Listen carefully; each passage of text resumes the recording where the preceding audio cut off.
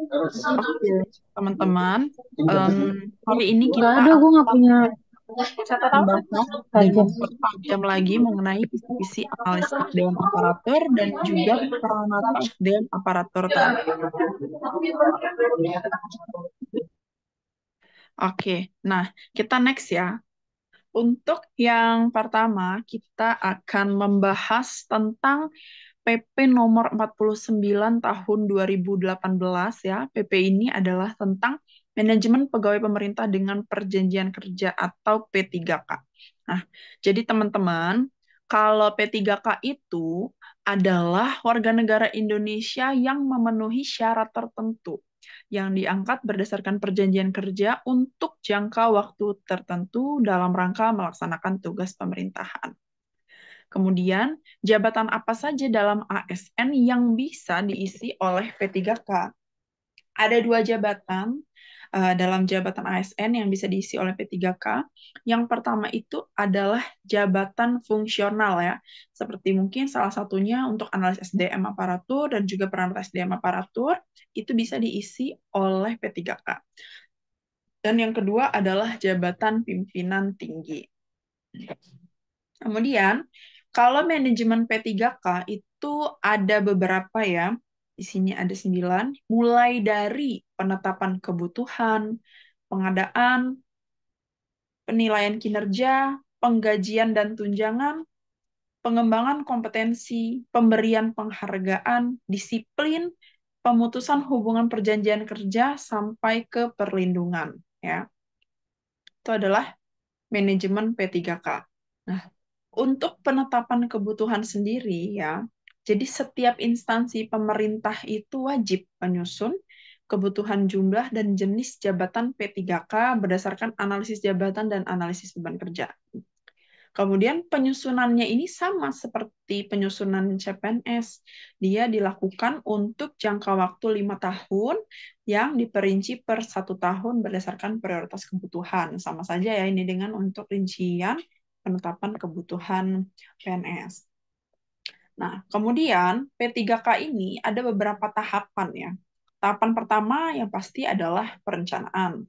Kemudian tahapan yang kedua itu pengumuman lowongan, tahapan yang ketiga pelamaran, yang keempat seleksi, yang kelima pengumuman hasil seleksi, dan yang keenam itu pengangkatan menjadi P3K.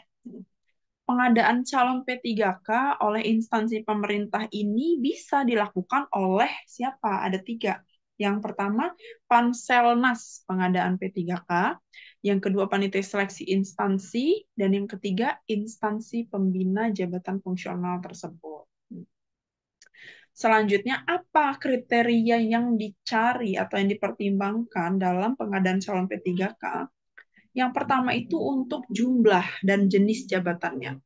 Yang kedua itu waktu pelaksanaannya, yang ketiga jumlah instansi pemerintah yang membutuhkan, dan yang keempat itu wilayah persebarannya. Nah, kemudian perjanjian kerja dalam P3K itu setidaknya harus memuat apa saja?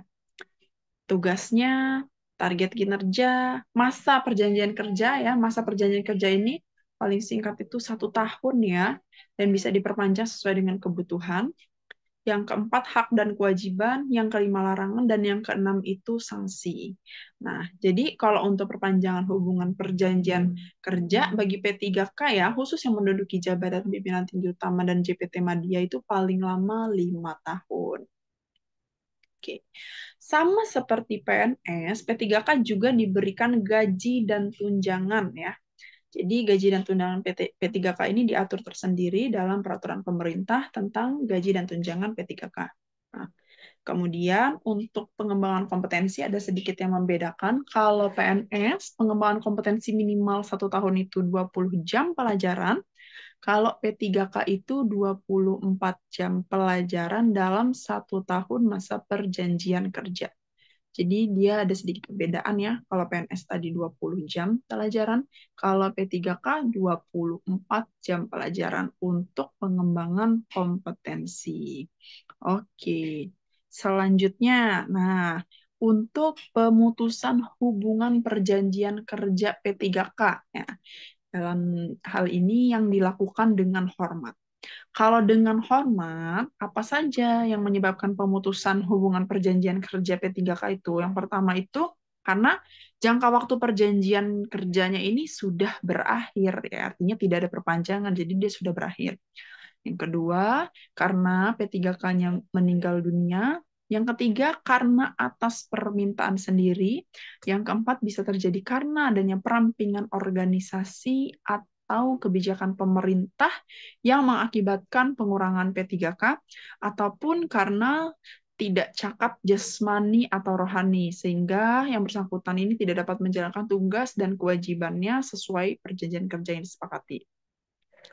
Kemudian, pemutusan hubungan perjanjian kerja P3K dilakukan dengan hormat, tapi tidak atas permintaan sendiri. Karena apa? Yang pertama itu karena P3K-nya dihukum penjara ya. Dihukum penjara karena melakukan tindak pidana ya dengan ancaman pidananya paling singkat atau minimal 2 tahun. Tapi tidak berencana. Kalau dengan hormat dia tidak berencana.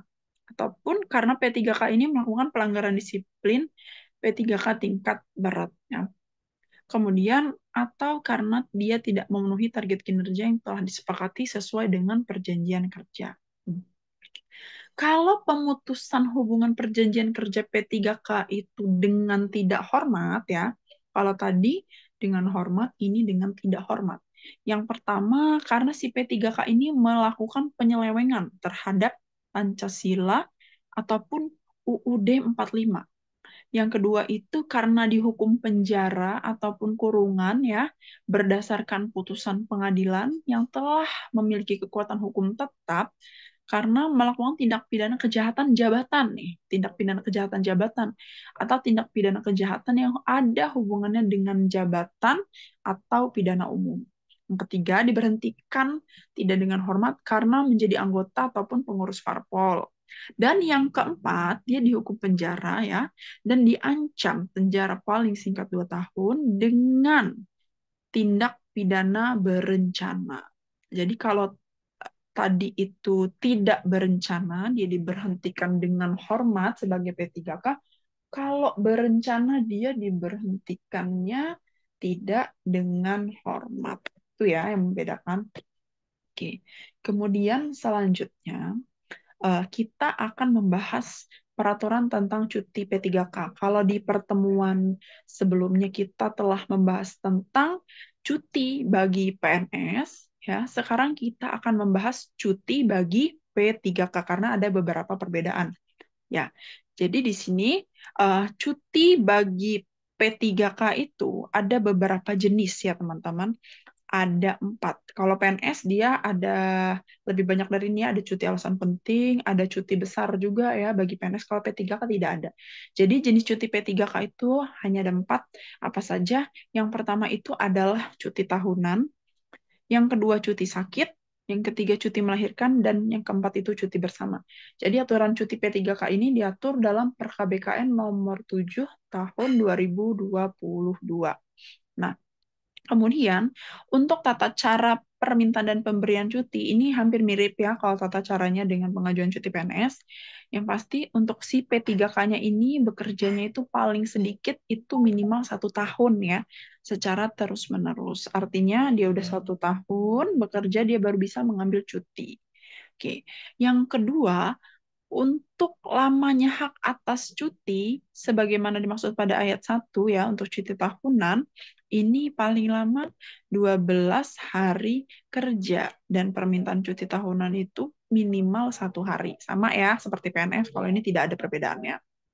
Nah, terus untuk pasal 7, nah di sini kalau hak atas cuti tahunan yang tidak digunakan ya, tidak digunakan selama 1 tahun berjalan, dapat digunakan untuk tahun berikutnya selama 18 hari kerja paling lama ya, termasuk hak cuti tahunan dalam tahun berjalan. Ini sama ya, seperti PNS. Terus yang kedua, kalau tidak digunakan 2 tahun atau lebih berturut-turut, maka bisa digunakan untuk paling lama 24 hari kerja, termasuk hak atas cuti tahunan dalam tahun berjalan. Sama juga nih seperti cuti bagi PNS. Nah, Hak atas cuti tahunan sebagaimana dimaksud pada ayat 1 tadi diberikan bagi yang memiliki masa perjanjian kerja di atas 2 tahun, dan kalau untuk ayat 2 diberikan bagi yang memiliki masa perjanjian kerja di atas 3 tahun. Nah, kemudian untuk P3K ya, dalam hal cuti tahunannya itu digunakannya di tempat yang sulit perhubungannya ya, maka jangka cuti tahunan itu dapat ditambah untuk paling lama 6 hari kalender ya. Ini perhubungannya kalau dia ada di daerah yang sulit transportasinya, ataupun daerah yang sangat jangkauannya itu terbatas gitu lokasinya untuk adanya kendaraan-kendaraan yang masuk, itu bisa ditambah selama 6 hari kalender. Oke. Selanjutnya, nah, ada pengecualian nih. Itu dikecualikan kalau misalnya P3K itu belum 1 tahun ya masa kerjanya, tapi ternyata ada ibu, bapak, istri, suami, anak, atau mertuanya sakit keras ataupun meninggal dunia. Atau karena P3K itu salah seorang anggotanya itu tadi meninggal dunia ya, dan dia harus mengurus hak-hak yang anggota keluarganya meninggal, ataupun si P3K ini melangsungkan perkawinan pertama, ingat, perkawinan pertama, bukan perkawinan kedua, ketiga, dan seterusnya, itu maka diperbolehkan mengambil cuti tahunan walaupun masa kerjanya belum 1 tahun. Nah, kemudian ya, lamanya hak atas cuti tahunan tersebut tapi diberikan paling lama cuma 6 hari.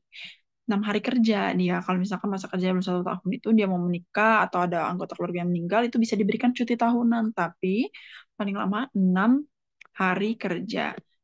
Oke. Nah, dan itu juga mengurangi cuti tahunan yang bersangkutan. Nah, kemudian pengecualian untuk P3K guru ya, guru pada sekolah dan juga dosen pada perguruan tinggi yang mendapat liburan. Nah, sama seperti sekarang nih udah liburan kenaikan kelas atau liburan semesteran, itu menurut ketentuan peraturan perundang-undangan disamakan dengan P3K yang telah menggunakan cuti tahunan. Hal ini diatur dalam pasal 10 PKBKN nomor 7 tahun 2022. Nah, liburannya ini liburan pada akhir semester masing-masing sekolah dan perguruan tinggi sesuai dengan kalender akademik. Seperti saat ini, misalnya anak-anak sekolah sudah pada libur. Kemudian cuti sakit. Nah, jadi setiap P3K itu berhak untuk mengambil cuti sakit. Jatah cuti sakitnya ini paling singkat 1 hari dan bisa paling lama ini untuk 1 bulan ya. Tapi P3K yang sakit lebih dari 1 hari sampai 14 hari, itu dia harus mengajukan permintaan secara tertulis kepada pejabat yang berwenang memberikan cuti dan melampirkan surat keterangan dokter ya. Kalau P3K yang gugur kandungan ya, yang keguguran itu bisa mendapatkan cuti gugur tangguh kandungan itu paling lama 1,5 bulan. Oke. Kemudian cuti melahirkan. Nah, nih, di sini perhatikan ya teman-teman, beda dengan PNS ya. PNS itu kalau cuti melahirkan anak pertama sampai ketiga itu bisa mendapatkan cuti melahirkan. Untuk anak keempat dan seterusnya bisa menggunakan cuti besar. Tapi kalau P3K yang diatur dalam ketentuan peraturan perundang-undangan hanya untuk anak pertama sampai anak ketiga. Tapi teman-teman, di sini kategori anak pertamanya itu apabila si P3K-nya itu sudah diangkat jadi P3K. Maksudnya, kalau misalnya sebelum dia diangkat menjadi P3K, dia sudah punya anak 2. Nah, anak ketiga dia nanti pada saat dia diangkat menjadi P3K itu terhitung menjadi anak pertama. Gitu. Jadi hitung lagi itu sebagai anak pertamanya dia mendapatkan cuti melahirkan. Nah, kemudian selanjutnya ada cuti bersama ya. Cuti bersama ini sama ketentuannya dengan cuti bersama bagi PNS ya, tidak ada perbedaan. Kalau cuti bersama tidak mengurangi hak atas cuti tahunan ya. Dan juga untuk P3K yang karena jabatannya tidak menggunakan cuti bersama ya, hak cuti tahunan itu ditambah sesuai dengan jumlah cuti bersama yang tidak digunakan. Oke. Kemudian di sini ada surat edaran dari Menpan RB nomor 14 tahun 2023 tentang pemberian cuti bagi P3K. Nah, jadi di dalam SE Menpan RB tersebut mengatur tentang cuti sakit dan cuti pelaksanaan ibadah haji bagi P3K. Kalau cuti pelaksanaan ibadah haji ya, untuk P3K yang melaksanakan ibadah haji pertama kali ya, itu dapat diberikan cuti untuk melaksanakan ibadah haji dengan pertimbangan beban pekerjaan pada unit kerja yang ditinggalkan serta ketersediaan pegawai yang akan menggantikan tugas pemerintahan yang bersangkutan jika diperlukan. Jadi ada penggantinya nih. Dan juga P3K yang melaksanakan ibadah haji itu akan memotong hak cuti tahunannya dia. Kemudian untuk cuti sakit, kalau di dalam PP 49 2018, di situ sebenarnya P3K itu cuti sakit itu cuma boleh paling lama 1 bulan atau 30 hari kerja. Kemudian di situ bahkan di 31 hari ya, kalau dia udah sakit secara terus-menerus itu bisa di pemutusan hubungan kerja. Tapi setelah SE ini keluar, P3K yang sakitnya itu secara kumulatif eh, 1 bulan atau 30 hari ya, kemudian dia masih sakit juga nih, karena ada keterangan dokter ya, masih sakit juga. Maka cuti sakit selama 1 bulan 30 hari itu diberikan 1 kali lagi. Ya dalam 1 tahun masa perjanjian kerja, jadi diperbolehkan lagi untuk 1 bulan berikutnya. Gitu. Nah, jadi dia dikasih kesempatan gitu. Karena kalau di PP 49 tahun 2018, kalau teman-teman baca itu ada aturannya P3K itu cuti sakitnya hanya boleh 1 bulan atau 30 hari kerja. Tapi dengan adanya SE ini dia diperbolehkan 1 bulan, terus mengambil lagi 1 bulan lagi. Kemudian kita akan membahas tentang zona integritas ya, menuju WBK dan WBBM. Sering dengar nih pasti, WBK wilayah bebas dari korupsi dan WBBM wilayah birokrasi bersih dan melayani. Ini sering ada di banner-banner instansi pemerintahan yang khususnya yang bergerak dalam bidang pelayanan kepada masyarakat. Jadi apa sih yang dimaksud dengan zona integritas itu? Nah, zona integritas ya, yang selanjutnya disingkat ZI, itu adalah instansi pemerintah yang pimpinan dan jajarannya itu telah berkomitmen untuk mewujudkan wilayah bebas dari korupsi ataupun wilayah birokrasi bersih dan melayani melalui reformasi birokrasi. Khususnya dalam hal mewujudkan pemerintahan yang bersih dan akuntabel serta pelayanan publik yang prima. Nah, wilayah bebas dari korupsi yang selanjutnya disingkat WBK itu adalah predikat yang diberikan kepada suatu unit kerja atau satuan kerja yang telah berhasil melaksanakan reformasi birokrasi dengan baik, yang telah memenuhi sebagian besar kriteria proses perbaikan pada komponen pengungkit, serta mewujudkan pemerintahan yang bersih dan akuntabel, serta pelayanan publik yang prima. Kalau BBBM, wilayah birokrasi bersih dan melayani, ini setingkat di atas WBK ya. Selanjutnya disingkat WBBM adalah predikat yang diberikan kepada suatu unit kerja ataupun satuan kerja yang telah berhasil melaksanakan reformasi birokrasi dengan sangat baik ya, dengan telah memenuhi sebagian besar kriteria proses perbaikan pada komponen pengungkit untuk mewujudkan pemerintahan yang bersih dan akuntabel serta pelayanan publik yang prima. Nah, jadi ada 2 komponen untuk satuan kerja tersebut ditetapkan sebagai satker berpredikat WBK ataupun WBBM. Ada komponen pengungkit dan ada komponen hasil ya. Jadi pembangunan zona integritas itu mencakup 2 komponen, komponen pengungkit dan hasil. Komponen pengungkit itu merupakan aspek tata kelolanya, governance internal untuk unit kerja, dan komponen hasil merupakan bagaimana stakeholder itu merasakan dampak ataupun hasil dari perubahan yang telah dilakukan pada area di tempat kerja tersebut. Komponen pengungkit itu nilainya 60% dan komponen hasil itu nilainya 40%. Ada 6 area perubahan dalam zona integritas ya, kalau teman-teman sering dengar. Yang pertama itu manajemen perubahan, yang kedua penata laksanaan, yang ketiga penataan manajemen SDM, ya, terus yang keempat akuntabilitas kinerja, yang kelima pengawasan, dan yang keenam pelayanan publik. Kalau komponen hasil itu dia harus berdampak terhadap hasilnya itu yang pertama pemerintahan yang bersih dan akuntabel. Ukurannya apa? Nilai persepsi anti korupsi atau IPK, indeks persepsi anti korupsi, dan juga capaian kinerja. Dan harus mendapatkan pelayanan publik yang prima. Diukur dari mana? Nilai persepsi kualitas pelayanan publik.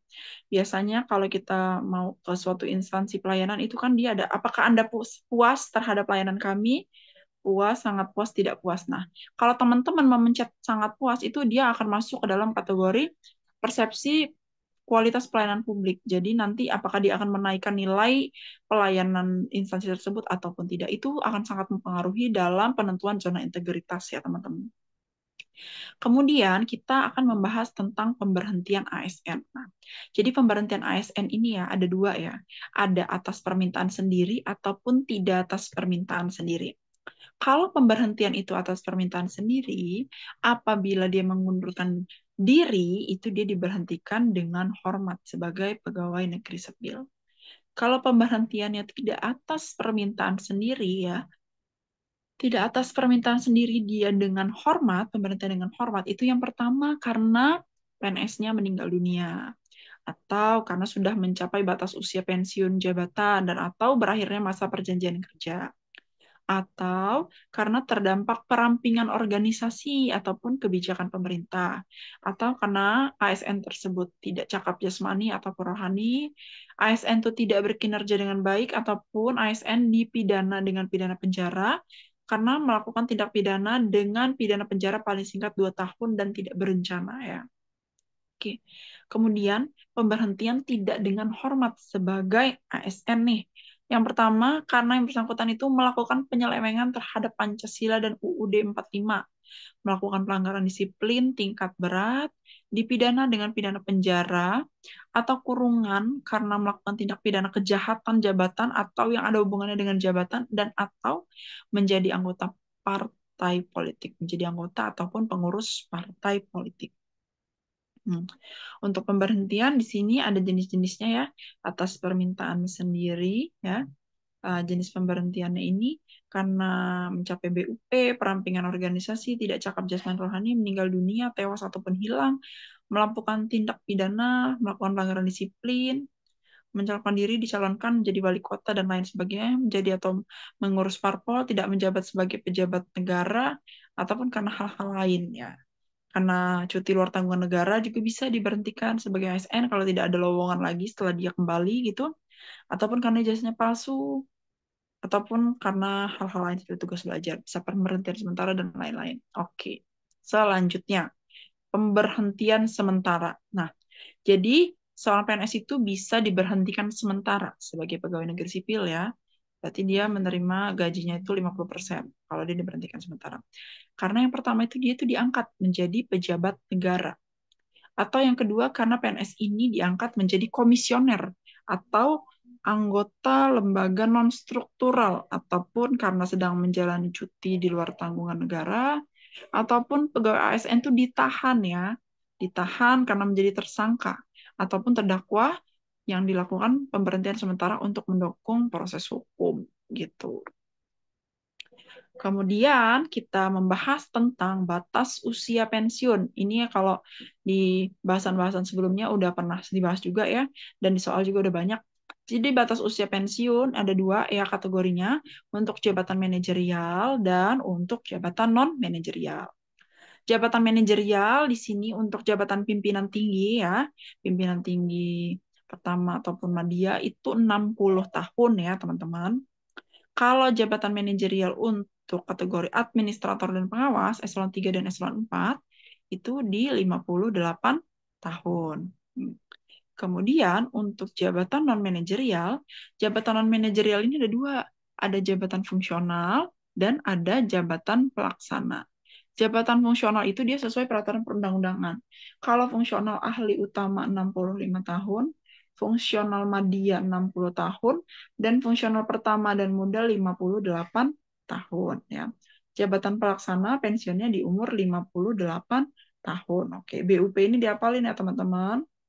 Oke, next lagi kita akan membahas tentang pensiun janda duda, pensiun pegawai ini.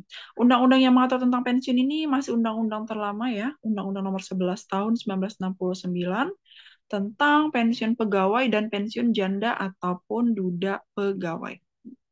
Jadi, dasar pensiun yang dipakai untuk menentukan besarnya pensiun gaji pokok ya, termasuk gaji pokok tambahan dan atau gaji pokok peralihan terakhir sebulan yang berhak diterima oleh pegawai berkepentingan berdasarkan peraturan gaji yang berlaku baginya. pensiun bagi pegawai yang diberhentikan dengan hormat sebagai PNS ya, berhak menerima pensiun pegawai. Jadi kalau pemberhentian dengan hormat itu menerima hak pensiun. Tapi kalau PTDH, udah jelas ya PTDH itu nggak bisa menerima hak pensiun. Diingat ya, kalau pemberhentian dengan hormat masih bisa menerima hak pensiun sesuai dengan ketentuan, tapi ya kalau PTDH sama sekali tidak bisa menerima hak pensiun. Kalau dia udah mencapai usia sekurang-kurangnya 50 tahun saat dia diberhentikan dengan hormat ya, dan masa kerjanya sekurang-kurangnya 20 tahun, maka dia bisa menerima hak pensiun PNS. Nah, pensiun ini ya adalah jaminan hari tua dan jaminan sebagai penghargaan atas jasa-jasanya selama bertahun-tahun dia bekerja dalam dinas pemerintah. Untuk batas usia pensiun nih, masa kerja ada minimal 10 tahun, masa kerja minimal 5 tahun sejak CPNS, ini ada di pasal 6 ayat 3 Undang-Undang Nomor 11 Tahun 1969. 58 tahun bagi pejabat administrasi, pejabat fungsional ahli muda, ahli pertama, dan pejabat fungsional keterampilan. 60 tahun bagi pejabat pimpinan tinggi dan pejabat fungsional Madya 65 tahun bagi pejabat fungsional ahli utama ya sesuai ketentuan peraturan perundang-undangan. Oke. Kemudian bisa karena meninggal dunia ya, tewas ataupun bukan tewas dan tanpa melihat usia dan masa kerja. Kalau pemberhentian atas permohonan sendiri ya APS ya, usianya minimal 50 tahun dan masa kerjanya minimal 20 tahun. Kalau di PP 17 2017 tuh usianya minimal 45 tahun dan masa kerjanya minimal 20 tahun. Kalau karena perampingan organisasi usianya 50 tahun dan masa kerja 10 tahun. Karena hukuman disiplin diberhentikan dengan hormat, dia bisa dapat hak pensiun kalau masa kerjanya 20 tahun dan usianya 50 tahun. Hukuman disiplin diberhentikan tidak dengan hormat atau PTDH tidak berhak menerima hak pensiun. Oke. Kita next lagi. Untuk pemberian gelar, tanda jasa, dan tanda kehormatan ini masuk ke dalam kategori penghargaan ya. Nah, undang-undang yang mengaturnya adalah Undang-Undang Nomor 20 Tahun 2009 tentang gelar, tanda jasa, dan tanda kehormatan. Jadi, gelar itu apa? Gelar itu adalah penghargaan negara yang diberikan presiden ya kepada seseorang yang telah gugur atau meninggal dunia ya atas perjuangannya, pengabdiannya, dharma bakti dia dan karya yang luar biasa kepada bangsa dan negara. Selanjutnya tanda jasa.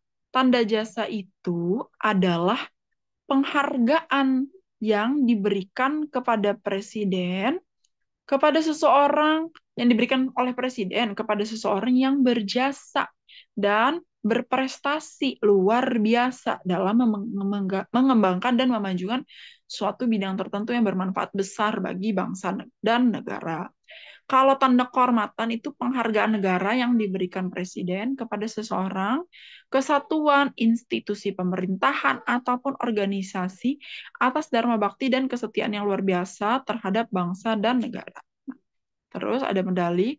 Medali itu adalah tanda jasa ya berbentuk persegi 5. Untuk bintang itu tanda jasa kehormatan tertinggi ya berbentuk bintang. Satya Lencana tanda kehormatan di bawah bintang berbentuk bundar dan Samkarya Nugraha tanda kehormatan berbentuk ular-ular dan patra. Oke. Untuk tanda kehormatan Satya Lencana Karya Satya ya, ini yang diberikan kepada PNS ya. Ini kalau PNS itu masa kerjanya, pengabdiannya kepada negara itu telah mencapai batas 10 tahun ya. 10 tahun secara terus-menerus ya dan sesuai dengan persyaratan, dia bisa menerima Satya Lencana Karya Satya 10 tahun berwarna perunggu.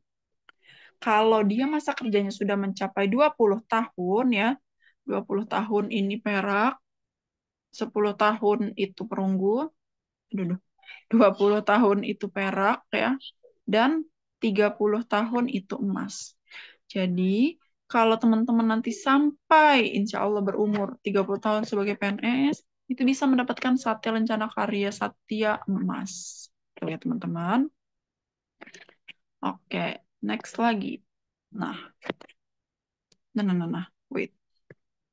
Nah, kemudian eh, peraturan pemerintah nomor 35 tahun 2010 ini tentang pelaksanaan Undang-Undang nomor 20 tahun 2009 tadi ya, tentang gelar, tanda jasa, dan tanda kehormatan. Jadi ada 3 ya tanda kehormatan itu. Ada berupa bintang, satya lencana, dan samkarya nugraha. Nah, kalau untuk tanda kehormatan berupa satya lencana, ya ini bisa satya lencana bagi sipil dan juga satya lencana militer. Ini ada beberapa jenis nih tanda kehormatannya, teman-teman. Ini bisa teman-teman hafalin ataupun searching ya nanti satu persatu ya. Soalnya jenisnya satya lencana perintis kemerdekaan.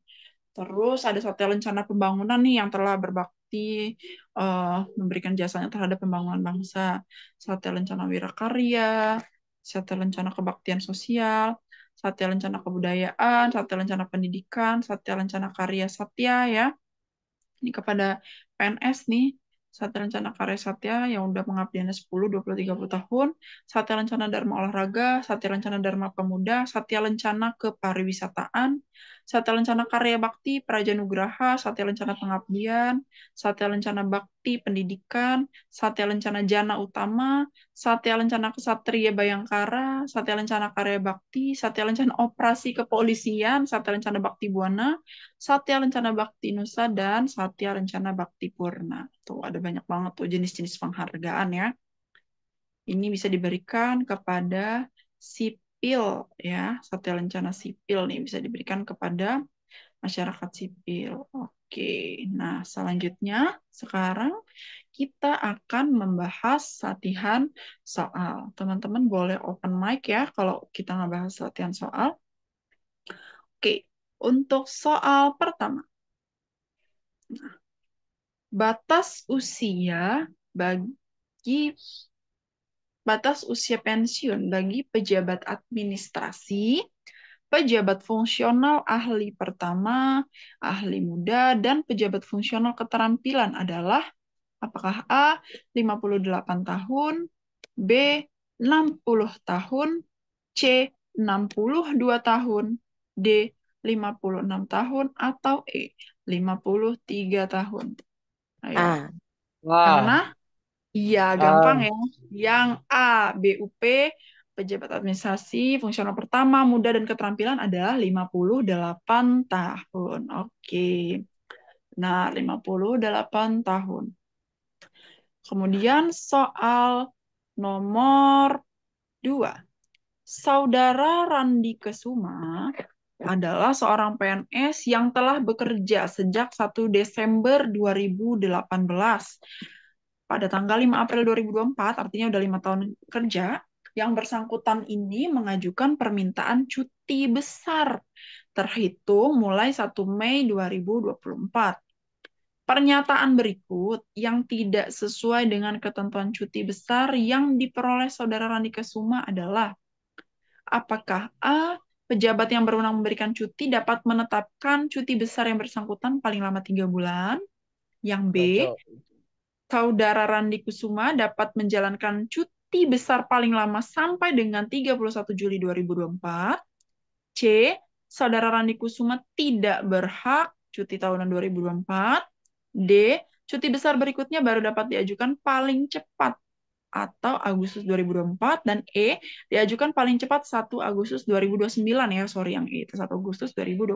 Nah, D, yang mana? D, Iya. D, Yang mana D apa E? Yang D, D. dodol D. Oke. Dodol ya. Cuti besar berikutnya diajukan paling cepat atau Agustus 2024. Ini pernyataan yang salah ya, teman-teman. Jadi di sini teman-teman perhatikan ya. Cuti besar itu hanya bisa diberikan bagi PNS yang masa kerjanya sudah mencapai 5 tahun. 5 tahun kerja secara terus-menerus ya. Jadi dia baru bisa mengajukan cuti besar. Dan cuti besar ini paling lama diberikan untuk 3 bulan. Jadi kalau misalkan dia ngambil 1 bulan, apakah boleh? Boleh, 1 bulan, 2 bulan, itu boleh. Itu biasanya orang-orang yang mau haji ataupun orang yang melahirkan anak keempat, itu bisa mengambil cuti besar.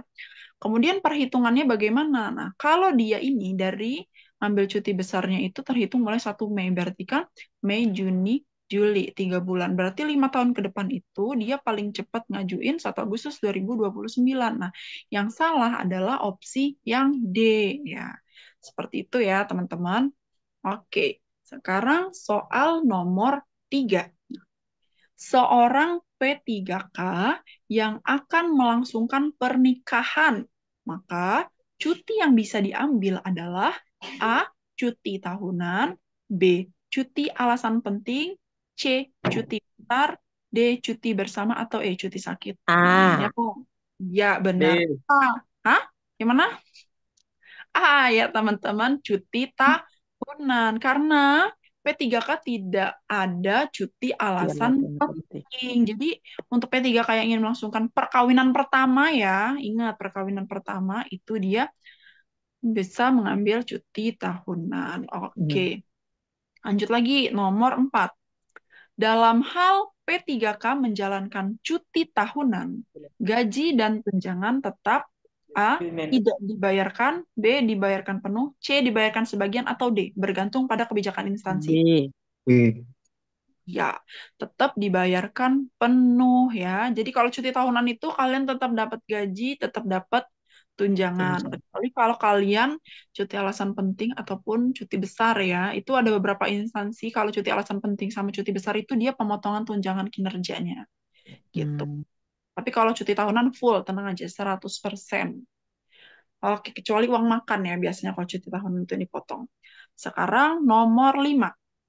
P3K yang mengalami gugur kandungan berhak atas cuti A. Cuti sakit untuk paling lama 1,5 bulan. B. A. Cuti tahunan. C. Cuti sakit paling lama 1 bulan. Atau D. Cuti melahirkan. Yang mana? Yang A. A. Iya, jadi kalau P3K ataupun PNS sebenarnya sama ya. Kalau gugur kandungan itu berhak memperoleh cuti sakit paling lama 1,5 bulan. Hmm. Sekarang nomor 6. Setelah penetapan pemberhentian sementara, seorang PNS yang menjadi terdakwa tindak pidana ditahan pada tingkat pemeriksaan. Dan menurut putusan pengadilan yang telah berkekuatan hukum tetap dinyatakan tidak bersalah atau dilepaskan dari segala tuntutan, maka status PNS tersebut A.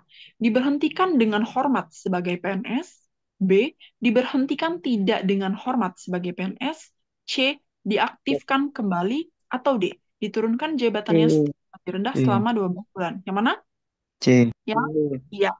C ya, diaktifkan kembali. Nah, jadi perlu diingat teman-teman, pengaktifan kembali bagi seorang PNS itu dalam hal apabila tersangka atau tindak pidana ditahan pada tingkat penyidikan dan menurut Kepolisian Negara Republik Indonesia yang bersangkutan tuh dihentikan dugaan tindak pidananya.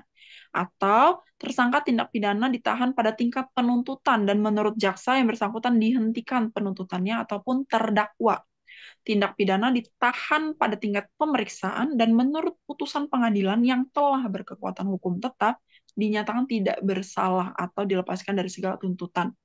Maka PNS yang bersangkutan diaktifkan kembali Alawa. sebagai PNS. Oke. Yang kerja dengan polisi.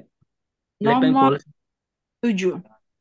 Presiden dapat mendelegasikan pemberhentian sementara PNS kepada PPK, lingkungan instansi pusat, dan PNS instansi daerah yang menduduki jabatan kecuali A. JPT Pratama, B. Jabatan Administrasi, C. JF Ahli Madya, D. JF Ahli Pertama, atau E. JF Ahli Utama. Yang mana teman-teman? Dodol. Ya, yang D ya, JF Ahli Utama.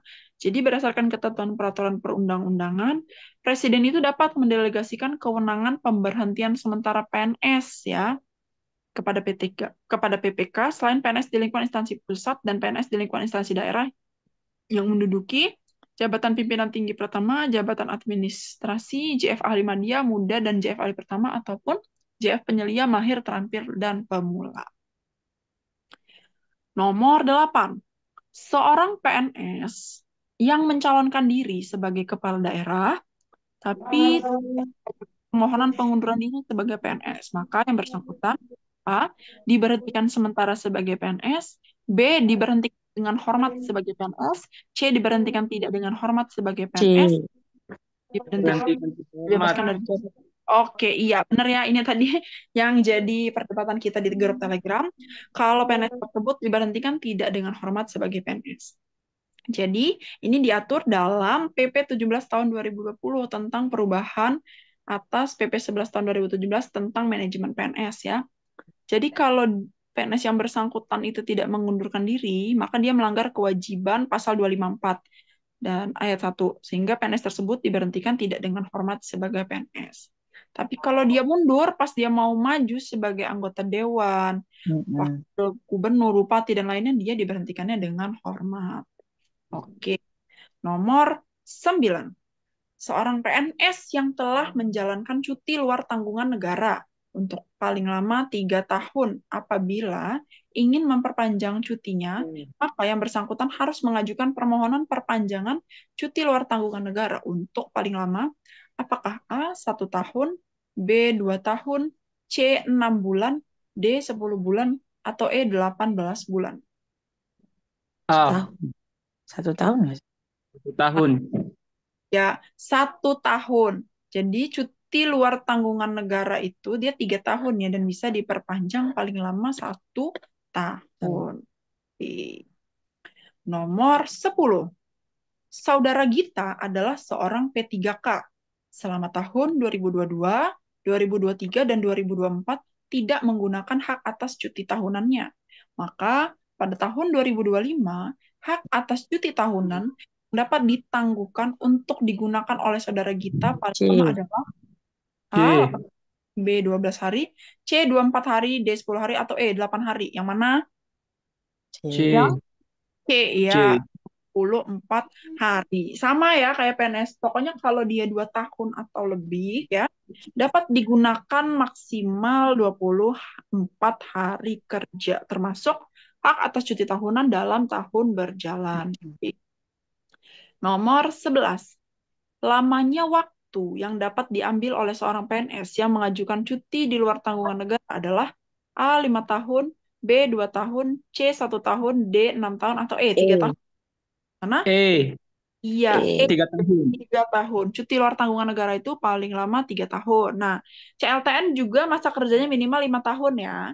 Kalau seorang PNS ingin mengajukan cuti luar tanggungan negara, masa kerjanya minimal 5 tahun. Baru bisa melakukan cuti luar tanggungan negara. Oke. Nomor 12. Seorang PNS yang sudah mengabdi selama 30 tahun masa kerja, maka yang bersangkutan dapat diberikan penghargaan berupa tanda kehormatan Satya Lencana yang mana? Yang C. Emas. perunggu, perak, emas, atau platinum yang emas. Oke. Kalau perunggu itu 10 tahun, perak 20 tahun, dan emas itu 30 tahun. Oke, benar ya, pinter. Nomor 13. Pembangunan zona integritas menuju wilayah bebas dari korupsi dan wilayah birokrasi bersih melayani mencakup kecuali A. Pencanangan ZI, B. Penetapan unit kerja, C. Pembangunan unit kerja, D. Pemantauan pembangunan ZI, atau E. Evaluasi pembangunan ZI. Yang mana kira-kira pembangunan ZI kecuali yang mana? D. Ya, jawabannya yang E, ya, evaluasi pembangunan ZI. Jadi pembangunan ZI itu mencakup pencanangan ZI, penetapan unit kerja, pembangunan unit kerja, dan pemantauan pembangunan ZI. Nomor 14.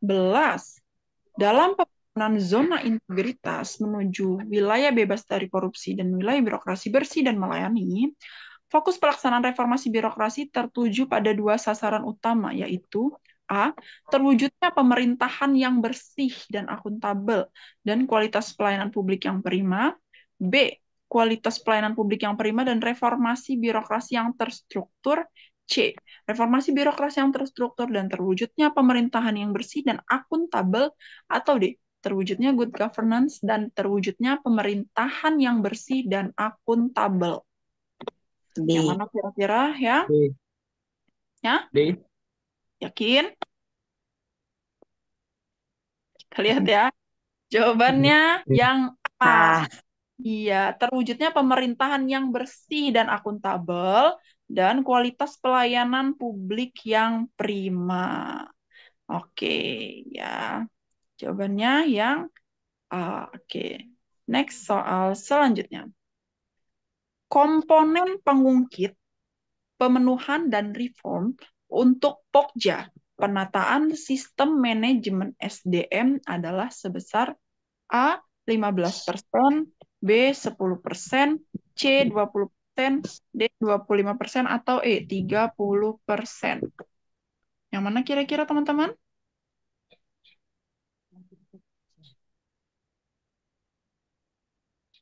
Yang mana?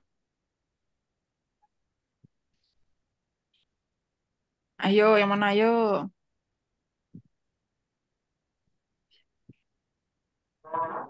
Jawabannya yang B 10%.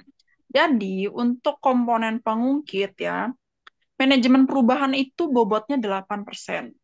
Penata laksanaan 7%, penataan sistem manajemen SDM 10%, penguatan akuntabilitas kinerja 10%, penguatan pengawasan 15%, dan peningkatan kualitas pelayanan publik itu 10%. Oke. masuk. Lagi nomor 16. Survei persepsi pelayanan publik dalam komponen. Hasil adalah sebesar A 17,50%, B 20%, C 15%, D 10%, atau E 22%. Yang mana? Ada yang tahu? Nasib. Komponen hasil persepsi pelayanan publik. Lihat ya. Yang A 17,50%. Jadi untuk survei persepsi anti korupsi ya, dan juga survei persepsi pelayanan publik itu bobotnya 17,50%, dan capaian kinerja itu bobotnya 5%. Oke. Nomor 17. Penetapan unit kerja zona integritas merupakan tindak lanjut pencanangan yang telah dilakukan oleh pimpinan instansi pemerintah. Unit kerja yang ditetapkan adalah unit kerja yang memenuhi kriteria antara lain A. Unit kerja yang memiliki resiko tinggi dalam rangka penegakan budaya anti korupsi dan pelayanan prima. B. Unit kerja yang punya dampak sempit pada masyarakat apabila melakukan pembangunan zona integritas. C. Unit kerja yang melaksanakan layanan pembantu instansi pemerintah. Atau D. Unit kerja yang mempunyai dampak menengah pada masyarakat apabila melakukan pembangunan zona integritas. Yang mana jawabannya? Ya, jawabannya yang A ya. Unit kerja memiliki resiko tinggi dalam rangka penegakan budaya anti korupsi dan pelayanan prima. Jadi ada 3 ya kriteria unit kerja yang memenuhi untuk ditetapkan sebagai unit kerja ZI. Unit kerja yang melaksanakan layanan utama ya, core business instansi pemerintah. Unit kerja memiliki resiko tinggi dalam rangka penegakan budaya anti korupsi dan pelayanan prima, dan unit kerja yang punya dampak luas pada masyarakat apabila melakukan pembangunan zona integritas. Oke. Nomor 18. Saudara Dita Saraswati SHMH, pangkat penata tingkat 1, golongan ruang 3D, jabatan Kasubag Umum pada suatu kementerian. Yang bersangkutan sebelumnya telah dijatuhi hukuman disiplin ringan berupa pernyataan tidak puas secara tertulis karena tidak masuk kerja tanpa alasan yang sah selama 9 hari dari bulan Januari sampai dengan Februari 2023.